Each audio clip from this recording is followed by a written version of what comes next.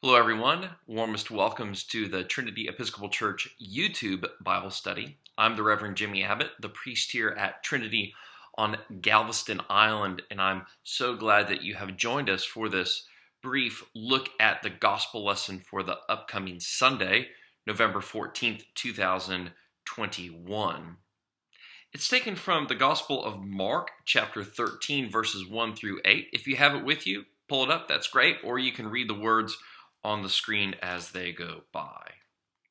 Just to set this a little bit, this is after Jesus' triumphant entry into Jerusalem during the last week of his life, but before he has been betrayed and arrested. So you can sense there is some tension going on here as Jesus is highly aware of what is about to happen to him and all of the sort of angst and emotion of that moment. It says, as Jesus came out of the temple, one of his disciples said to him, "Look, teacher, what large stones and what large buildings." Then Jesus asked him, "Do you see these great buildings? Not one stone will be left here upon another.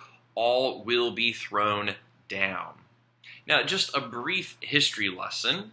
The first temple had been constructed under Solomon 1,000 years before Jesus. It was torn down in 586 BC by the Babylonians.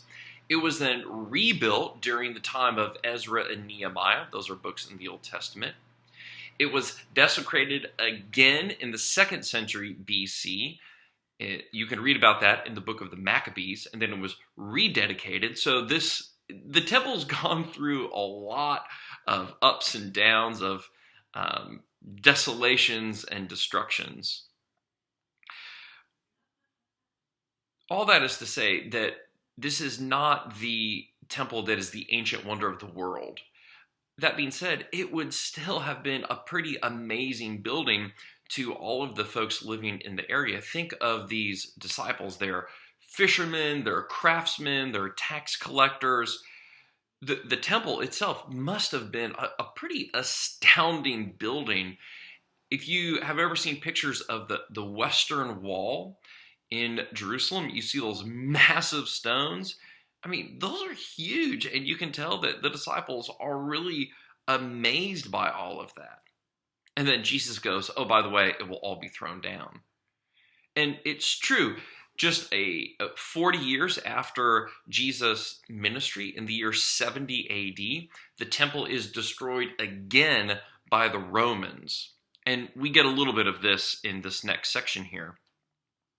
When Jesus was sitting on the Mount of Olives opposite the temple across the valley there in Jerusalem, Peter, James, John, and Andrew asked him privately, "Tell us, when will this be, and what will be the sign that all these things are about to be accomplished?"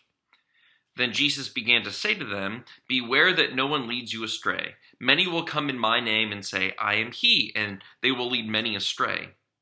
When you hear of wars and rumors of wars, do not be alarmed. This must take place, but the end is still to come. For nation will rise against nation, and kingdom against kingdom. There will be earthquakes in various places. There will be famines. This is but the beginning of the birth pangs."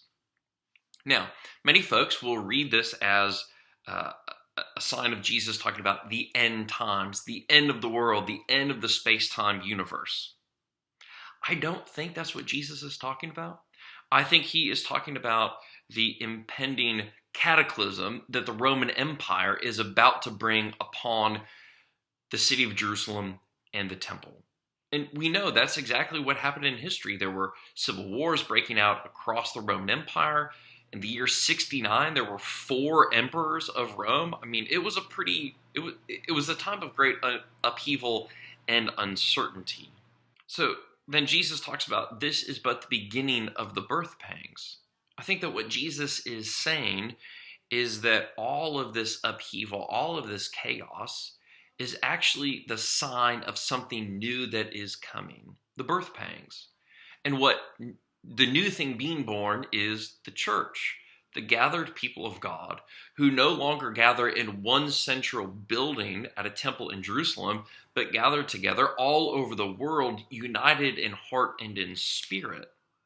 I think that's what Jesus is getting at. This is but the beginning of the birth pangs. It is not something that is still in the future for us, for the end of the space-time universe. It is the end of the world as the ancient Jews knew it, but the beginning of something new, this time of the church, this time of the Spirit, when people gather together to worship the Lord in the name of Jesus, spread out all over the world. That was a lot to go through. There's a lot going on there. If you have any questions, of course, put them right there in the comment section. I love to hear from you. Make sure that you click here to subscribe to our YouTube channel. Click here if you want to watch any other videos from Trinity Church, and I'm so glad that you have joined us.